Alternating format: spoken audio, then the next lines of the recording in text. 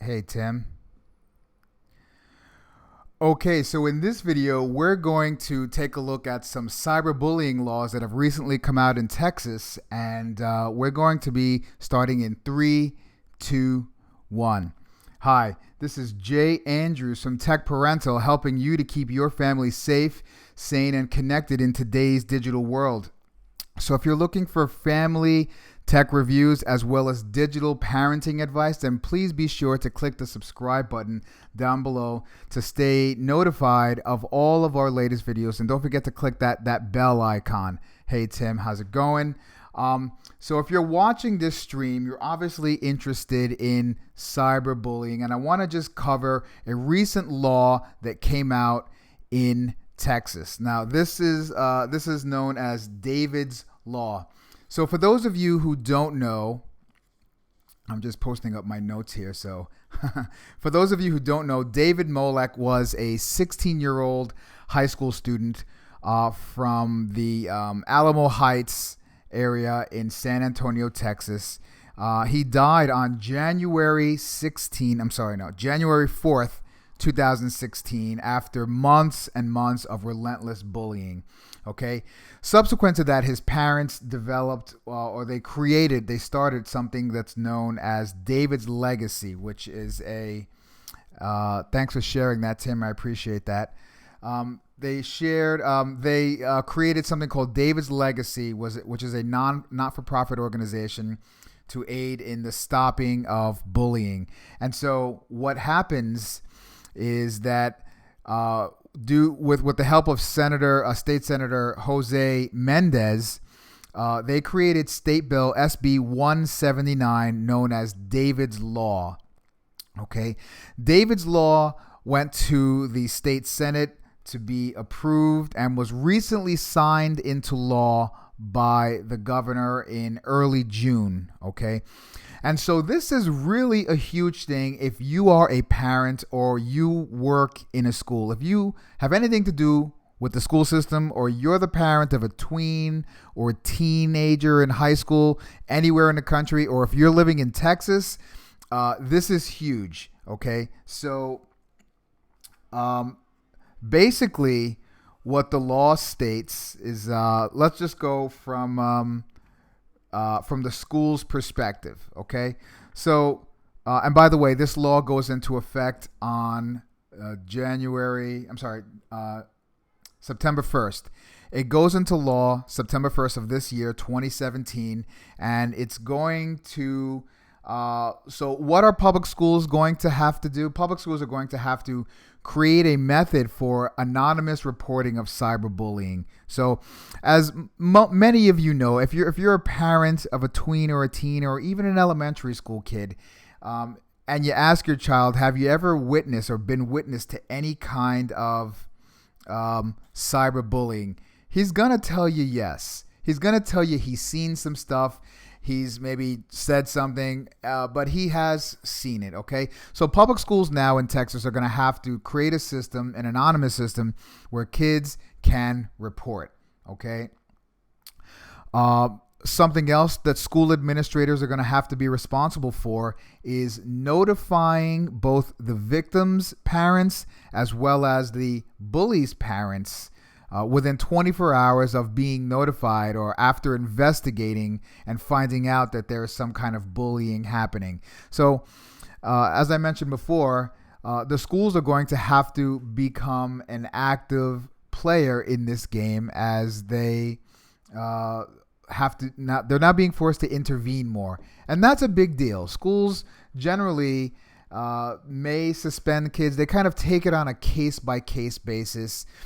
They may reach out to the parents and try to get the parents' cooperation. They may have parent meetings, and if the situation is super serious, the schools will just refer the parents to the police.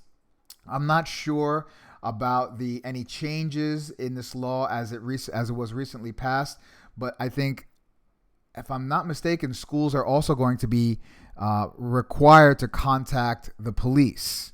Okay, and I'll tell you why that is a big issue in a second, because there are, with any law comes consequences when you break the law. Okay, but sticking with what else the public schools must do, they have to create a cyberbullying prevention program. So all schools in Texas are now going to have to create some type of curriculum, some type of cyberbullying lesson planning that goes on inside the classroom. It's going to have to become an active conversation inside the classroom. Okay, so no longer is it just reading, writing, and arithmetic. We're moving into a world where cyberbullying is going to be discussed on an academic, maybe not academic basis, but it's going to be discussed as a topic, maybe in health class, or maybe in a social studies class, or maybe a psychology class. But this is going to be an active conversation, whereas before it wasn't so active. It wasn't systematic. It wasn't part of the fabric of the school. Okay. One of the things that I definitely mentioned earlier was that, there's a possibility that that the schools would have to contact the police. Okay. And so why are schools contacting the police? It's because there are some criminal charges that are going to be associated with this issue. Okay. And so for a first time offense, we're going to go with a Class B misdemeanor. Okay. And a Class B misdemeanor in Texas can get you up to 6 months in jail for cyberbullying. Okay. That's how serious this is getting. 6 months in jail and a Class B misdemeanor. And so what does a Class B misdemeanor, what is that the equivalent of? Well, I did a little research into the laws in Texas. They're probably very similar in other places too, but you're going to be on par with DWI for Class B misdemeanor, your first offense, DWI, prostitution, and minor drug possession. Okay, so that is the level of offense that we're dealing with when we have when we're dealing with a Class B misdemeanor for cyberbullying. Okay. If the offender, or if the bully is prosecuted and found guilty in the first place, perhaps he does some jail time. Maybe the judge would go light if he's guilty and maybe give him community service. But if it happens again, if it happens a second time, the crime is then upgraded to a Class A misdemeanor. Okay. And a Class A misdemeanor in Texas carries up to 1 year in prison. Okay. And so what is that equivalent to? Again, a little bit of research. That is equivalent to assault with bodily harm, burglary. And these are just some examples. There were many more examples. I just wanted to give you a flavor of the level of crime that this is being equated to. So assault with bodily harm, burglary of a vehicle, and perjury. Okay. So, and also you can be charged with a Class A misdemeanor if you are targeting, if the victim is under the age of 18 and your bullying messages have intent to cause harm or to commit suicide. Okay. And so we've been seeing a lot of other things in the news lately of, teens committing suicide, and people and young people are starting to be brought up on charges for this type of thing. So, as it stands now in Texas, as of September 1st, if you target someone who's under the age of 18,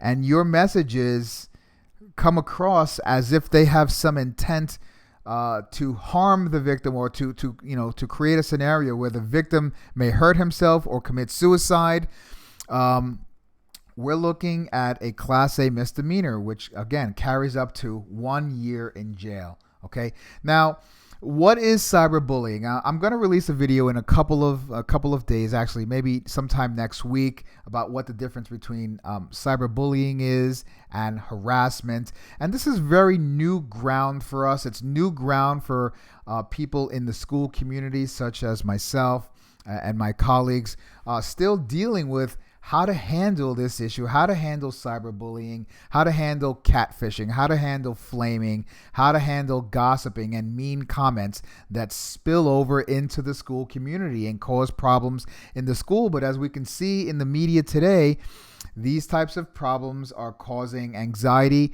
they're causing depression, feelings of isolation and loneliness, school phobias and disinterest in school. So this issue is a widespread issue that is really spreading. Tim Pass says, when you get a chance, I want to know what you think about the show 13 Reasons Why, and if you saw it, since it touches on bullying.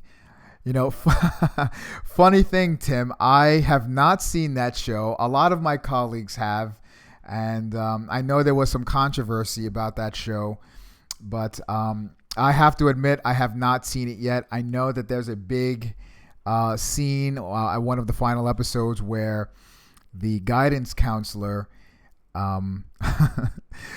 fails to pay attention to the warning signs, and right after her session with the guidance counselor, something bad happens. So maybe I have a little bias as a school psychologist. I don't like a show that paints people like me and my colleagues in a bad light. I'm just totally kidding. To be honest, Tim, I haven't seen the video. So, but anyway, back to public schools. This is going to be a major change, a major overhaul in the Texas public school system. So what does that mean for the rest of you who live in other parts of the country where this law might be coming to your state very soon? It's going to change the kind of conversations that you have with your children surrounding cyberbullying and how we speak to each other online. It's going to change the type of relationship that you have with your school. It's going to change the lesson planning that goes on in school and the type of homework that your child and curriculum that your child is going to be engaging in. It's a digital world today, and the way that young people and even adults, we're the adults, for those adults watching this right now, none of us are innocent. We've all sent our mean text messages and written our posts online. But for young people today, and for adults as well, this type of behavior is now considered to be unlawful. And so this message is for parents, really, but it also goes out to children who are watching this. When I say children, I mean under the age of 18. This is a very serious situation that could land you in a lot of hot water. And if you are a tween or a teen, or you are the parent of one, and you are hoping that your child is getting ready to apply for colleges, getting ready to apply for scholarships, and for to transition into his or her adult life, this is a part of your child's digital footprint that you want no part of. Okay, arrest records and police records for cyberbullying. There have been many reports recently in the past. One of the more popular ones of a private Facebook group that belonged to Harvard for incoming Harvard freshmen. So the students haven't even attended yet, and they were in a private group discussing issues of race in not a very nice way. And when the school learned about it, they rescinded the acceptance letters of these 4 or 5 Harvard students. Okay, so again, this is a video about cyberbullying, but really, it has to do with protecting yourself legally, and also protecting your child's future as far as their digital footprint is concerned. So if you are a parent, or if you know a parent with a teenager or a tween, or you are a school employee in the state of Texas, or if you are a school employee anywhere in this great country, this is something that you need to be sharing this video with your friends. You need to be sharing this video with your colleagues and with parents that you know, as cyberbullying is a very serious topic, and it's something that that needs to be addressed in a systemic way, not in an individual kind of case by case basis. Okay, so I really want to thank you guys for watching, for tuning in. Tim, thank you very much. For those of you on YouTube, thanks so much for watching. And for my Facebook family, Tech Parental wants to really send out a big shout out. Thank you so much for watching. Please share this video. Don't forget to like it if you like it. And stay tuned for more videos regarding this topic. So until the next video, this is Jay Andrews with Tech Parental, keeping your family safe, sane, and connected in today's digital world. Thanks for watching and have a great day.